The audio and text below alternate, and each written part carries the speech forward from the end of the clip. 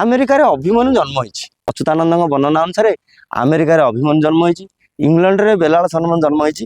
କାରଣ ତାକୁ ନେଇକି ସେ କହିଲେ ଅଭିମନ୍ୟୁ ବୀର ବାଳ ବେଲାଳ ସନକୁ ଧରି ସଙ୍ଗରଲ ଯାଇ ଫୁଲ ବୀର କରିବ ମହାସମର ଏବଂ ଦେଶେ ଦେଶେ ପଠାଇବ ଉଡ଼ା ବୁଡ଼ା ବେମ କଳ। ଏବେ ଆପଣ ଏଥିରୁ ବୁଝିପାରୁଥିବେ ଅଭିମନ୍ୟୁ ଏବଂ ବେଲାଳ ସନ ଇଏ ଆମେରିକା ଇଂଲଣ୍ଡ ପ୍ରତ୍ୟେକ ଦେଶର ଯୁଦ୍ଧରେ ଇଏ ସୂତ୍ରପାତ ଏବଂ ସବୁ ଦେଶକୁ ଉପର ଏବଂ ତଳ ଜଳ ଏବଂ ଆକାଶ ବାହିନୀର ବେମକଳ କହିଲେ ଯାନ ଏମାନେ ପଠାନ୍ତି। ଆମେରିକା ସହରଟି ଭାଇ ମୂଳୁ ନାଶ ଯିବ, ଭାବିଛି କି ସେ ମନରେ ବିଶ୍ୱ ବିଜୟୀ ହେବ। କାହାର ଗରବ କେବେ ନ ସହନ୍ତି ଧାତା, ଏଣୁ କରି ବୁଡ଼ାଇବେ ଆଗେ ତାର ମଥା। ତେଣୁ ଏ ଯୁଦ୍ଧରେ ଯେତେବେଳେ ଆମେରିକା ପ୍ରମୁଖ ଭୂମିକା ଗ୍ରହଣ କରିବ, ତେଣୁ ଦ୍ୱିତୀୟ ବିଶ୍ୱଯୁଦ୍ଧରେ ଜାପାନ ଉପରେ ଆମେରିକା ବମ୍ ପକାଇଥିଲା। ଏ କଥାଟା ଜାପାନର ରାଗ, ସିଏ କ'ଣ କେବେ ଭୁଲିବ? ବମ୍ ପକାଇଛି, ପରମାଣୁ ବୋମା ଆତଙ୍କ ଖେଳେଇଛି ଜାପାନ। ଜାପାନ କ'ଣ ନିକମା କ୍ଷେତ୍ରୀ? ଜାପାନରେ ଜନ୍ମ ଅଛି, ଆଉ ହଠତ୍କଚ ଜନ୍ମ ହେଇଛି ବୋଲି ମାଳିକାରେ ଲେଖା ହେଇଛି। ଏହି କ୍ରୋଧ ଲିଭି ନାହିଁ ଜାପାନର ଜାଣ, ଯୁଦ୍ଧରେ ଭାରତ ପଟ ହେବ ସେହି ପୁଣ। ତେଣୁ ସେ ରାଗରେ ଜଳୁଛି, ଆମେରିକା ସାଥିରେ କିଏ ସମକକ୍ଷ ଯୋଦ୍ଧା ହେଲେ ତା ପଟିଆ ସମର୍ଥନ ହୋଇ ତାର ରାଗ ସିଏ ସୁଝେଇବ। ତେଣୁ ଭାରତ ପଟୁଆ ହୋଇ ଜାପାନର ଅନୁରୋଧେ ଜର୍ମାନ ଆସିବ, ଭାରତ ପଟୁଆ ହୋଇ ଆଫ୍ରିକା ଧ୍ୱଂସିବ। ଜାପାନ ଜର୍ମାନ ମିତ୍ର ରାଷ୍ଟ୍ର, ଯେହେତୁ ଜାପାନ ଆସିବ, ଜର୍ମାନର ଯେଉଁ ହିଟଲର ସେଇ ସମୟରୁ ଜାପାନର ଜର୍ମାନ ବନ୍ଧୁତା ଅଛି। କେବଳ ଆମେରିକା ସାଥିରେ ଯୁଦ୍ଧ କରିବା ପାଇଁ ସେମାନେ ସୁଯୋଗ ଉଣ୍ଡୁଛନ୍ତି। ତେବେ ଏପଟେ କ'ଣ ହବ ନା ଚୀନ ପାକିସ୍ତାନ ପୁଣି ଆମେରିକା ଜାଣ, ରୁଷିଆ ଭାରତ ପୁଣି ଜର୍ମାନ ଜାପାନ। ଏପଟେ ଚୀନ ପାକିସ୍ତାନ ଆମେରିକା। ଚୀନ ପାକିସ୍ତାନ କହିଲେ, ଏପଟେ କ'ଣ କହିଲେ? କହିଲେ ସବୁ ମିଆଁ ଦଳ ଯାକ ଏକତ୍ରିତ ହେବେ, ବୁଲିବେ ଯେ ଭାରତକୁ ଉଡ଼ାଇ ନ ଦେବେ। ତେଣୁ ସବୁ ମୁସଲମାନ କଣ୍ଟ୍ରି ଚୀନ ଏବଂ ଆମେରିକା, ଆମେରିକା ଅଛି ମାନେ ଇଂଲଣ୍ଡ ତା ସାଥିରେ ଅଛି, ସିଏ ତାର ଛାଇ ଭଳି, ଏ ସବୁ ମିଶିବେ। ଏପଟେ ଭାରତ ଜର୍ମାନ ଏବଂ ରୁଷିଆ ଜାପାନ ଏମାନେ ହେବେ। ଏମିତି ହେଇ ଇରାନ ଯେ ସମର୍ଥନ ଦେବ ପାକିସ୍ତାନ, ଭାରତ ସପକ୍ଷ ହେବେ ମହାଶକ୍ତି ଜାଣ। ଆଜି ଇରାନ ଯୁଦ୍ଧ କରୁଛି, ପାକିସ୍ତାନ ତା ଭିତରେ କେତେ କଥା ଘଟଉଛି। ସେଇ ଇରାନ ପୁଣି ଭାରତ ବିପକ୍ଷରେ ପାକିସ୍ତାନକୁ ସମର୍ଥନ ଦେବ। ତେଣୁ ଏ ଯୁଦ୍ଧର ପରିସ୍ଥିତି ଆଗକୁ ଅନ୍ୟ ଆଡ଼େ ଗତି କରିବ। ଏଥିପାଇଁ ଆମେ ଭୟ ହେବାର ନାହିଁ। ଅନଳରୁ ଦାହୁକ ଶକ୍ତି ଲବଉଳ, ପ୍ରଭୁ କରିବେ ହରଣ, ପରମାଣୁ ବୋମା ଜାଲାଗି ଗାରିମା ଶୀତଳ ହୋଇବ ପୁଣ। ତେଣୁ ଏଇ ଯେଉଁ ପରମାଣୁ ବୋମା ଲାଗି ସବୁ ରାଷ୍ଟ୍ରମାନେ ଗାରିମା ଦେଖାଉଛନ୍ତି, ଏ ସବୁ ଭଗବାନ ତାକୁ ନିଷ୍କ୍ରିୟ କରିଦେବେ। ସେଥିପାଇଁ ଆମର ହିମାଳୟରେ ଉତ୍ତଙ୍ଗ ପାହାଡ଼ରେ ଉତ୍ତଙ୍ଗ ବରଫ ଭିତରେ ଅତି ଅସହ୍ୟ ପରିସ୍ଥିତି ଭିତରେ ହଜାର ହଜାର ଧରି ସାଧୁସନ୍ତମାନେ ତପସ୍ୟା କରୁଛନ୍ତି, କେବଳ ଏ ତୋପରୁ ଏ ଧରାକୁ ରକ୍ଷା କରିବା ପାଇଁ। ତେଣୁ ଏହା କେବେ ଯୁଦ୍ଧ ହେବ ନାହିଁ। ଏ ଯୁଦ୍ଧରେ ପାକିସ୍ତାନ ହାରିବ, ଭାରତ ପାଖରେ ଆସି ଶରଣ ପଶିବ। ସେତେବେଳେ ଭାରତ ଆପେ ବିଶ୍ୱ ବିଜୟ ହେବ। ଜୟ ପଞ୍ଚସଖା, ଜୟ ଅଚ୍ୟୁତ। 13 ଦିନ ପକ୍ଷ ଯେତେବେଳେ ପଡ଼ିବ, ସେତେବେଳେ ସଂସାରରେ ବିଭିନ୍ନ ବିତ୍ପାତ ଘଟେ। ତାକୁ ବ୍ୟାସଙ୍କ ଠାରୁ ଆରମ୍ଭ କରି ବିଭିନ୍ନ ମହାପୁରୁଷମାନେ ଲେଖିଛନ୍ତି। ତେଣୁ 13 ଦିନ ପକ୍ଷ ହୋଇବ ବାବୁ, ସେଦିନ ଘୋର କଳି ଜାଣିଥିବୁ। ତେଣୁ ଯେତେବେଳେ 13 ଦିନ ପକ୍ଷ ପଡ଼ିବ ଆଗକୁ, ଏପଟେ କ'ଣ କହିଲେ ନା ମିନର ଶନି ଗୁରୁବାରରେ ପଡ଼ିବ ଏହି ଅଙ୍କେ ଧ୍ରୁବ ମିଥୁନ ମାସରେ 13 ଦିନ ପକ୍ଷେ କାଳ ଧରଣୀ ଗ୍ରାସିବ। ଏଇଟା ହେଉଛି ଯୁଦ୍ଧ କେଉଁ ସମୟରେ ଏ ମହାସମରଟା ହେବ। ବିଶ୍ୱଯୁଦ୍ଧ ତ ଚାଲିଛି, କିନ୍ତୁ ଯେଉଁ ଶେଷ ସମର ଯେଉଁଟା ଭାରତର ମହାଭାରତର ଯେଉଁ ଓଳିଏ ଅଛି, ସେ ଓଳିଏଟା ଏଠି ହେବ।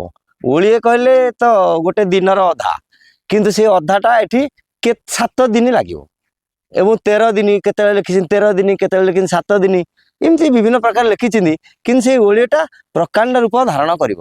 ଯେଉଁ ସମୟଟା ସେତେବେଳେ ସମ୍ପୂର୍ଣ୍ଣ ଯୋଦ୍ଧାମାନେ ଆସିକି ସେଥିରେ ଭାଗ ନେବେ। ଅଭିମନ୍ୟୁ, ବେଲାଳସେନ, ଘଟୋତ୍କଚ, ଆମର ବବ୍ରୁବାହନ, ଭୂରିଶ୍ରବା, ନାଗାର୍ଜୁନ, ଅର୍ଜୁନ, ଭୀଷ୍ମ, ଦ୍ରୋଣ, କୃପାଚାର୍ଯ୍ୟ, ଶଲ୍ୟ, ଅଶ୍ୱତ୍ଥାମା, ସବୁ ମହାଭାରତର ଯୋଦ୍ଧାମାନେ ଆଜି ବିଭିନ୍ନ ମନ୍ତ୍ରୀମହଲ, ବିଭିନ୍ନ ଦେଶର ମୁଖ୍ୟ, ବିଭିନ୍ନ ଦେଶର କର୍ମଚାରୀ, ବିଭିନ୍ନ ପ୍ରକାରରେ ସେ ଅଛନ୍ତି।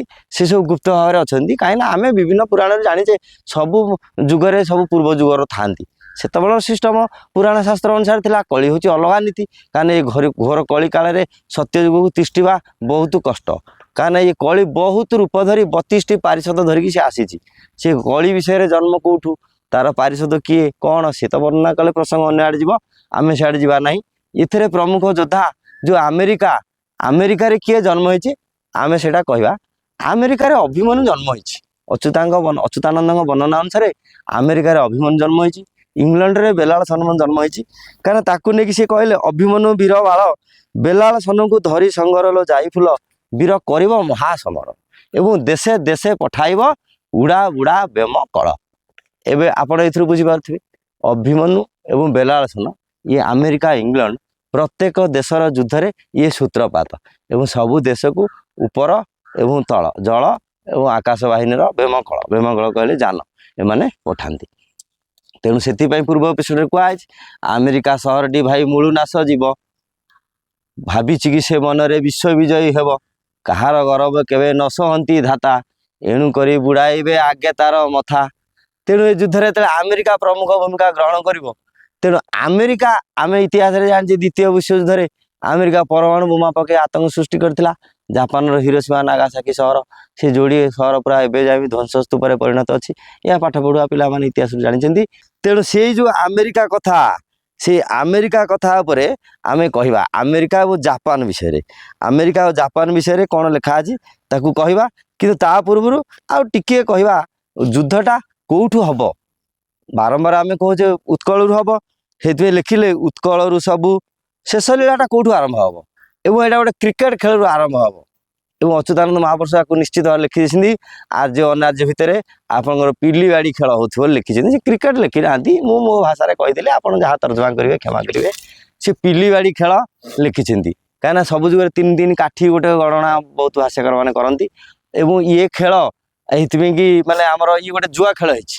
କଳି ଯୁଗର କ'ଣ ଦେଇଥିଲେ ପରୀକ୍ଷିତ, ଜୁଆ ଖେଳରେ ତୁ ରହିବୁ, ସୁବର୍ଣ୍ଣ ଏବଂ ଜୁଆ ଖେଳ। ଚୋରି ନାରୀ ଦେଇଥିଲେ କିନ୍ତୁ ମୁଖ୍ୟ ଦେଇଥିଲେ ସୁବର୍ଣ୍ଣ। ସୁବର୍ଣ୍ଣ କହିଲେ ଧନ, ଧନର କାରବାର ଯେଉଁଠି ହୁଏ ସେଇଠି କଳି ବେଶୀ ହୁଏ। ତେଣୁ କଳି ବର୍ତ୍ତମାନ ଧନ ବେଶୀ କାରବାର ହେଉଛି IPL ଏବଂ କ୍ରିକେଟ। ଜୁଆ ଯେଉଁ ଖେଳରେ ପଇସା ଲାଗିଲା ତାକୁ କହିବା ଜୁଆ। ଜୁଆ ଯେ ଖାଲି ପଇସା ଖେଳିକି ଗେଟି ହେଲେ କି ପଇସା ଜୁଆ ନୁହଁ, ଯେଉଁ ଖେଳରେ ପଇସା ଲାଗିଲା ସେ ହେଉଛି ଜୁଆ। ତେଣୁ ଜୁଆ ଖେଳ ବର୍ତ୍ତମାନ ପ୍ରମୁଖ ମାତ୍ରାରେ ବିଶ୍ୱରେ ବ୍ୟାପିଛି। ତେଣୁ ଉତ୍କଳରେ ସବୁ ପ୍ରକାଶ ହୋଇବ କଳି ଯୁଗ ଶେଷ ଲୀଳା, କଳି ରାଜା ଯହୁଁ ଛାଡ଼ି ପଳାଇବ ମୁଖରେ ବୋଳିଣ କଳା। ତେଣୁ ଉତ୍କଳରେ ଯେପର୍ଯ୍ୟନ୍ତ ଲୀଳା ଆରମ୍ଭ ହେଇନି କଳି ସମ୍ପୂର୍ଣ୍ଣ ଭାବରେ ଯାଇପାରୁନାହିଁ, ତାର ପ୍ରାଦୁର୍ଭାବ ସେ ଦେଖାଉଛି। କାରଣ 4,32,000 ପାପ ଧରିକି ସେ ଆସିଥିଲା, ବର୍ତ୍ତମାନ ପାପ ଭାରରେ ଆକ୍ରାନ୍ତ ହେବାରୁ ସେ 5,000ରେ ସରିଯାଇଛି। ୟାପରେ ତାର ଅନନ୍ତ ଯୁଗ ଚାଲିଛି, ଅନନ୍ତ ଯୁଗ 100 ବର୍ଷ, 20 ବର୍ଷ ସନ୍ଧି ଯୁଗ ଚାଲିଛି। ବର୍ତ୍ତମାନ କଳି ଶେଷ, ସତ୍ୟ ପୁରା ଘଡ଼ି ସନ୍ଧି ମୁହୂର୍ତ୍ତ ଚାଲିଛି। ତେଣୁ ଆଚ୍ଛା, ଯେତେବେଳେ ତାଙ୍କର ପ୍ରମୁଖ ଶିଷ୍ୟ ରାମାନନ୍ଦର ପଚାରିଲେ ଆପଣ ତ ବିଭିନ୍ନ ସଂକେତ କହିଲେ, ଏପଟେ ରେଳ ଲାଇନ କଥା କହିଲେ, ରାସ୍ତାଘାଟ କଥା କହିଲେ, ନଦୀ ପୋଲ କଥା କହିଲେ, ଉନ୍ନତିକରଣ କଥା କହିଲେ। ଅଚ୍ୟୁତାନନ୍ଦ ଲେଖିଥିଲେ ଆପଣ ଗୋଟେ କଥା ଶୁଣନ୍ତୁ, ଯେତେବେଳେ ଦେଖିବୁ ସବୁ ରାସ୍ତା କଳା ଏବଂ ଧଳା ହେଇଯିବ ଜାଣିବୁ ତାହା ଶେଷ ସମୟ ଆସିଲା। ଏହା ବି ମାଳିକାରେ ଲେଖା ଅଛି। ଏବଂ ପ୍ରତ୍ୟେକ ଗାଁକୁ ରାସ୍ତା ଭଲ ଭାବରେ ତିଆରି ହେଇଯିବ ଜାଣିବୁ ତା ଏବେ ଆପଣ ନିଜେ ଅନୁମାନ କରିପାରୁଥିବେ କଂକ୍ରିଟ ଏବଂ ପିଚୁ ବ୍ୟତୀତ ରାସ୍ତା ଅନ୍ୟ କେଉଁଠି କିଛି ନାହିଁ। ୟାକୁ ବି ମାଳିକାରେ ଲେଖା ଥିଲା। ମୋବାଇଲ ଯେତେବେଳେ ହେବ ପିଲାମାନେ ଯେତେବେଳେ ପୁରା ଚାଲାକ ହେଇଯିବେ, ତୋଠୁ ବେଶୀ ବୁଦ୍ଧିଆ ହେଇଯିବେ, ତୁ ଜାଣିବୁ ତାହା ଶେଷ ସମୟ ଆସିଗଲା। ଯେତେବେଳେ ସବୁ ରୋଗକୁ ଔଷଧ ବାହାରିବ, ଏମିତି ବିଭିନ୍ନ କଥା ଲେଖିଥିଲେ। ତା ଭିତରେ ଗୋଟିଏ କଥା ଲେଖିଥିଲେ, କହିଲେ ରେଳଧାର ମହାନଦୀରେ ଯେବେ ହେବ ପ୍ରବେଶ, ଲୀଳା ନାନା ଠାରେ ଲାଗିବ ସେ ଯେ ଓଡ଼ିଶା ଦେଶ। ମହାନଦୀ ଉପରେ ରେଳଧାର ବ୍ରିଜ ଏବେ ଅଳ୍ପ ଦିନ ହେଲା ଗଲା, ୟାକୁ ଯେଉଁମାନେ ଜାଣିଥିବେ ତା ବିଷୟରେ ତର୍ଜମା କରିପାରିବେ। ତେଣୁ ଯେତେବେଳେ ଲାଗିବ ସେଇ ସମୟରେ ଓଡ଼ିଶାରୁ ବେଶୀ ଲୀଳା ଆରମ୍ଭ ହେଲା। ଏଇ ଯେଉଁ ରାଜନୀତି କ୍ଷେତ୍ରରେ ହଉ କି ଅନ୍ୟ ଯେତେ ଲୀଳା 30-40 ବର୍ଷ ତଳକୁ ଗଲେ ଆମେ ଲକ୍ଷ୍ୟ କରିପାରିବା ସେହି ସମୟରେ। ତେଣୁ ପ୍ରକାଶୀ ଲୀଳାକୁ ସମସ୍ତେ ଜାଣିବେ, ଏହା ମୁଁ କହୁଛି ସତ୍ୟ, ଯେଉଁବେଳେ ପ୍ରଭୁ ଜନ୍ମ ଲଭିବେ କେହି ନ ପାଇବେ ଅନ୍ତ। ତେଣୁ ଇଏ ସମୟରେ ଏଇସବୁ ଘଟଣା ଗୁଡ଼ା ଘଟିବ ବୋଲି ୟାକୁ ପ୍ରଭୁ ଲେଖିଥିଲେ। ୟାର ସମ୍ପୂର୍ଣ୍ଣ ସୂଚନା ଆମେ ପାଇସାରିଛେ। ତେଣୁ ମାଳିକା ଉପରେ ଆମେ ବିଶ୍ୱାସ କରିବାକୁ ନିଶ୍ଚିତ ବାଧ୍ୟ। ତେଣୁ ଆମେ ଯୁଦ୍ଧ କଥା କହିବା, ଆମେ ଯୁଦ୍ଧ ଉପରେ ବେଶୀ ଜୋର ଦେବା। ଆମ ଆଜିର ସେ ଲେଖା ହେଲା କ'ଣ ନା, ବର୍ତ୍ତମାନ ଜାଣ ସଜା ସଜି ହେଉଛଇଁ ଭବିଷ୍ୟ ଯୁଦ୍ଧରେ ଧରା ଦୁଲୁକିବ ମହି। ଜାପାନର ରାଗ ଥିବ ହିରୋସୀମା କଥା, ପକାଇଥିଲା ବମ ଯୁଦ୍ଧରେ ଜାଣିଥା। ଦ୍ୱିତୀୟ ବିଶ୍ୱଯୁଦ୍ଧରେ ଜାପାନ ଉପରେ ଆମେରିକା ବମ୍ ପକାଇଥିଲା। ଏ କଥାଟା ଜାପାନର ରାଗ, ସିଏ କ'ଣ କେବେ ଭୁଲିବ? ବମ୍ ପକାଇଛି, ପରମାଣୁ ବୋମା ଆତଙ୍କ ଖେଳେଇଛି ଜାପାନ। ଜାପାନ କ'ଣ ନିକମା କ୍ଷେତ୍ରୀ? ଜାପାନରେ ଜନ୍ମ ଅଛି ଆମର ଗୁପ୍ତରେ ଅଛି ମାଳିକାରେ, ଜାପାନରେ ଗୁମ୍ଫାରେ ସୁଡ଼ଙ୍ଗରେ ଅଛି, ଅଣ୍ଡରଗ୍ରାଉଣ୍ଡରେ। ଆଜିକାଲି ତ ଅଣ୍ଡରଗ୍ରାଉଣ୍ଡ କିଛି ଇଏ ନାହିଁ। ଜାପାନରେ ଘଟୋତ୍କଚ ଜନ୍ମ ହେଇଛି ବୋଲି ମାଳିକାରେ ଲେଖା ହେଇଛି ଯେ ଘଟୋତ୍କଚ ଯିଏକି କର୍ଣ୍ଣ ଅସ୍ତ୍ରରେ କର୍ଣ୍ଣ ଶରରେ ମରିଥିଲା ତା ନିଜ ଅର୍ଜୁନକୁ ରକ୍ଷା କରିବା ପାଇଁ କୃଷ୍ଣଙ୍କ ବଳରେ ଏ ମହାଭାରତରେ ବର୍ଣ୍ଣନା ଅଛି। ତେଣୁ ଜାପାନରେ ଘଟୋତ୍କଚ ଜନ୍ମ ହେଇଛି, ସେ କେବେ ହାରିବ ନାହିଁ। ସେ ପର ଲାଗି ନିଜକୁ ବଂଶ ରକ୍ଷା କରିବା ପାଇଁ ନିଜ ଜୀବନକୁ ଜଳାଞ୍ଜଳି ଦେଇଥିଲା, କିନ୍ତୁ ତା ଯୁଦ୍ଧର ପିପାସା ମେଣ୍ଟି ନାହିଁ। ତେଣୁ ଜାପାନରେ ଆଗ ଥିବ ହିରୋସୀମା କଥା, ପକାଇଥିଲା ବମ ଯୁଦ୍ଧରେ ଜାଣିଥା, ସେହି କ୍ରୋଧ ଲିଭି ନାହିଁ ଜାପାନର ଜାଣ, ଯୁଦ୍ଧରେ ଭାରତ ପଟ ହେବ ସେହି ପୁଣ। ତେଣୁ ସେ ରାଗରେ ଜଳୁଛି, ଆମେରିକା ସାଥିରେ କିଏ ସମକକ୍ଷ ଯୋଦ୍ଧା ହେଲେ ତା ପଟିଆ ସମର୍ଥନ ହୋଇ ତାର ରାଗ ସିଏ ସୁଝେଇବ। ତେଣୁ ଭାରତ ପଟୁଆ ହୋଇ ଜାପାନର ଅନୁରୋଧେ ଜର୍ମାନ ଆସିବ, ଭାରତ ପଟୁଆ ହୋଇ ଆଫ୍ରିକା ଧ୍ୱଂସିବ। ଜାପାନ ଜର୍ମାନ ମିତ୍ର ରାଷ୍ଟ୍ର, ଯେହେତୁ ଜାପାନ ଆସିବ, ଜର୍ମାନର ଯେଉଁ ହିଟଲର ସେଇ ସମୟରୁ ଜାପାନର ଜର୍ମାନ ବନ୍ଧୁତା ଅଛି। କେବଳ ଆମେରିକା ସାଥିରେ ଯୁଦ୍ଧ କରିବା ପାଇଁ ସେମାନେ ସୁଯୋଗ ଉଣ୍ଡୁଛନ୍ତି। ଆଉ ଇଏ ତ ବିଧି ନିର୍ଦ୍ଦିଷ୍ଟ, ଇଏ ତ ଆଗରୁ ହବ, ଭଗବାନ ତାକୁ ଆଗରୁ ଯୁଦ୍ଧ, ଯେମିତି ମହାଭାରତ ଯୁଦ୍ଧକୁ ଆଗରୁ ବ୍ୟାସ ରଚନା କରି ଥୋଇ ଦେଇଥିଲେ, ସେମିତି ବିଧି ନିର୍ଦ୍ଦିଷ୍ଟ ହେଇଛି। ତେବେ ଏପଟେ କ'ଣ ହବ ନା ଚୀନ ପାକିସ୍ତାନ ପୁଣି ଆମେରିକା ଜାଣ, ରୁଷିଆ ଭାରତ ପୁଣି ଜର୍ମାନ ଜାପାନ। ଏପଟେ ଚୀନ ପାକିସ୍ତାନ ଆମେରିକା। ଚୀନ ପାକିସ୍ତାନ କହିଲେ, ଏପଟେ କ'ଣ କହିଲେ, କହିଲେ ସବୁ ମିଆଁ ଦଳ ଯାକ ଏକତ୍ରିତ ହେବେ, ବୁଲିବେ ଯେ ଭାରତକୁ ଉଡ଼ାଇଣ ଦେବେ। ତେଣୁ ସବୁ ମୁସଲମାନ କଣ୍ଟ୍ରି ଚୀନ ଏବଂ ଆମେରିକା, ଆମେରିକା ଅଛି ମାନେ ଇଂଲଣ୍ଡ ତା ସାଥିରେ ଅଛି, ସିଏ ତାର ଛାଇ ଭଳି, ଏ ସବୁ ମିଶିବେ। ଏପଟେ ଭାରତ ଜର୍ମାନ ଏବଂ ରୁଷିଆ ଜାପାନ ଏମାନେ ହେବେ। ଏମିତି ହେଇ ଇରାନ ଯେ ସମର୍ଥନ ଦେବ ପାକିସ୍ତାନ, ଭାରତ ସପକ୍ଷ ହେବେ ମହାଶକ୍ତି ଜାଣ। ଆଜି ଇରାନ ଯୁଦ୍ଧ କରୁଛି, ପାକିସ୍ତାନ ତା ଭିତରେ କେତେ କଥା ଘଟଉଛି, ସେଇ ଇରାନ ପୁଣି ଭାରତ ବିପକ୍ଷରେ ପାକିସ୍ତାନକୁ ସମର୍ଥନ ଦେବ। ତେଣୁ ଏ ଯୁଦ୍ଧର ପରିସ୍ଥିତି ଆଗକୁ ଅନ୍ୟ ଆଡ଼େ ଗତି କରିବ, ଏଥିପାଇଁ ଆମେ ଭୟ ହେବାର ନାହିଁ। ପ୍ରଭୁ ନିଶ୍ଚିତ ଘଣ୍ଟ ଘୋଡ଼େଇବେ, ଭରତିଆ ପକ୍ଷୀକୁ ଘଣ୍ଟ ଘୋଡ଼େଇଲା ଭଳି ପ୍ରଭୁ ନିଶ୍ଚିତ ଘଣ୍ଟ ଘୋଡ଼େଇବେ। କାହିଁକି ନା ଯଦି ପରମାଣୁ ବୋମା ଆମେରିକା ପକେଇବ, ଆହୁରି ବି ଅନ୍ୟମାନଙ୍କ ପାଖରେ ପରମାଣୁ ବୋମା ଅଛି। ତେଣୁ ଯୁଦ୍ଧରେ ତ ସମସ୍ତେ ମରିବେ। ମହାଭାରତ ଯୁଦ୍ଧରେ ଅଶ୍ୱତ୍ଥାମା ଛାଡ଼ିଲା ବ୍ରହ୍ମାସ୍ତ୍ର, ଅର୍ଜୁନ ଛାଡ଼ିଲା ବ୍ରହ୍ମାସ୍ତ୍ର, ବ୍ୟାସ ତାକୁ ଅଟକେଇଲେ, ଭଗବାନ କୃଷ୍ଣ ତାର ସମାଧାନ କଲେ। କାହିଁକି ନା ବ୍ରହ୍ମାସ୍ତ୍ର ଯଦି ମାଡ଼ ହବ, ପରମାଣୁ ବୋମା ଯଦି ମାଡ଼ ହବ, ଭଗବାନ ନିଜକୁ ନିଜ ଧରା ନିଜ ସୃଷ୍ଟିକି ବଞ୍ଚେଇ ପାରିବେନି। ତେଣୁ ପରମାଣୁ ବୋମାକୁ ଭଗବାନ ନିଷ୍କ୍ରିୟ କରିବେ। ବଳରାମ ଦାସ ସେଇଥିପାଇଁ ଲେଖିଲେ, ବଳିଆର କଥା ବଳିଆ ଜାଣଇ, ବଳିଆର ବ୍ରହ୍ମ ସାଇ, ବଳିଆର ବିନୁ ମୋର ବଳ ନାହିଁ, ବଳରାମ ଦାସ କହି, ଅନଳରୁ ଦାହୁକ ଶକ୍ତି ଲବଉଳ, ପ୍ରଭୁ କରିବେ ହରଣ, ପରମାଣୁ ବୋମା ଜାଲାଗି ଗାରିମା, ଶୀତଳ ହୋଇବ ପୁଣ। ତେଣୁ ଏଇ ଯୋଉ ପରମାଣୁ ବୋମା ଲାଗି ସବୁ ରାଷ୍ଟ୍ରମାନେ ଗାରିମା ଦେଖାଉଛନ୍ତି, ଏ ସବୁ ଭଗବାନ ତାକୁ ନିଷ୍କ୍ରିୟ କରିଦେବେ। ସେଥିପାଇଁ ଆମର ହିମାଳୟରେ ଉତ୍ତଙ୍ଗ ପାହାଡ଼ରେ ଉତ୍ତଙ୍ଗ ବରଫ ଭିତରେ ଅତି ଅସହ୍ୟ ପରିସ୍ଥିତି ଭିତରେ ହଜାର ହଜାର ବର୍ଷ ଧରି ସାଧୁସନ୍ଥ ମାନେ ତପସ୍ୟା କରୁଛନ୍ତି, କେବଳ ଏ ତୋପରୁ ଏ ଧରାକୁ ରକ୍ଷା କରିବା ପାଇଁ। ତେଣୁ ଏହା କେବେ ଯୁଦ୍ଧ ହବ ନାହିଁ। ଏ ଯୁଦ୍ଧରେ ପାକିସ୍ତାନ ହାରିବ, ଭାରତ ପାଖରେ ଆସି ଶରଣ ପଶିବ। ସେତେବେଳେ ଭାରତ ଆପେ ବିଶ୍ୱ ବିଜୟ ହେବ। ବିଶ୍ୱ ବିଜୟ ହେବ କ'ଣ ହବ ନା, ଏଇ ଏମନ୍ତ ସମୟରେ ଲୀଳା ହେବାକୁ ବୁଝିଯିବ ସିନା ଭଲେ, ଏ ଭାରତ ସଙ୍ଗେ ଚିହ୍ନା ଦେବ ଧାଡ଼ି, ମିଳିଣ ଯବନ ତୁଲେ। ତେଣୁ ଏସବୁ ଘଟଣା ପରେ ଯେତେବେଳେ ପାକିସ୍ତାନ ଶରଣ ପଶିବ, ସେତେବେଳେ ଭାରତ ଜଗତଗୁରୁ ରୂପରେ, ବିଶ୍ୱଗୁରୁ ରୂପରେ ଦିଗ୍ଦର୍ଶନ ଦେବ। ଏବଂ ଭାରତର ଯିଏ ରାଜା ହେବେ, ସେ ପୃଥିବୀରେ ଭୂପତିରେ ଚକ୍ରବର୍ତ୍ତୀ ହେବେ। ଚକ୍ରବର୍ତ୍ତୀ ସିଏ ତ ସବୁ ଦେଶ ତାଙ୍କ ନିଜ ରାଜୁତି କରିବେ। ସେଥିରେ ପୃଥିବୀରେ 10ଟା 15ଟା ବଡ଼ ବଡ଼ ଦେଶ ସବୁ ସମୁଦ୍ର ଭିତରେ ଲୀନ ହେଇଯିବେ। ଏ ମାଳିକାରେ ପୁରା ବର୍ଣ୍ଣନା ଅଛି। ମହମ୍ମଦ ତାଙ୍କ କୋରାନରେ ବର୍ଣ୍ଣନା କରିଛନ୍ତି, ନଷ୍ଟ୍ରାଡମସ ବର୍ଣ୍ଣନା କରିଛନ୍ତି, ଭେଙ୍ଗାଭାଇ ବର୍ଣ୍ଣନା କରିଛନ୍ତି।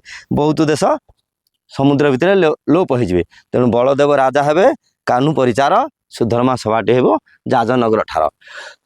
ଏପଟେ ଲେଖିଲେ, ସେଇ ସମୟରେ ଯେତେବେଳେ ଯାଜନଗର ସୁଧର୍ମା ସଭା କ'ଣ ହବ ନା, ଇଏ ଯେତେବେଳେ ଗୋଟେ ବିପଦ ଘଡ଼ିସନ୍ଧି ମୁହୂର୍ତ୍ତ ହବ, ସେଇ ସମୟରେ ସଂସାରରୁ ରକ୍ଷା କରିବା ପାଇଁ ଭଲ ଭଲ ଧାର୍ମିକ ଲୋକ, ଭଲ ଭଲ ସାଧୁସନ୍ଥ ନେତା, ସେମାନଙ୍କର ସଭା ବସିବ।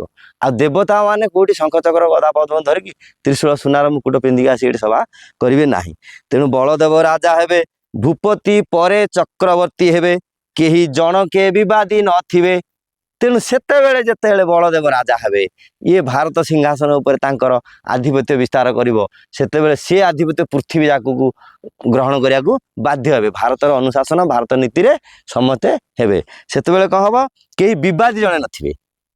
ଆଉ ଏ କଥାକୁ ବିବାଦ କରିବାକୁ କେହି ପୃଥିବୀରେ ନଥିବେ।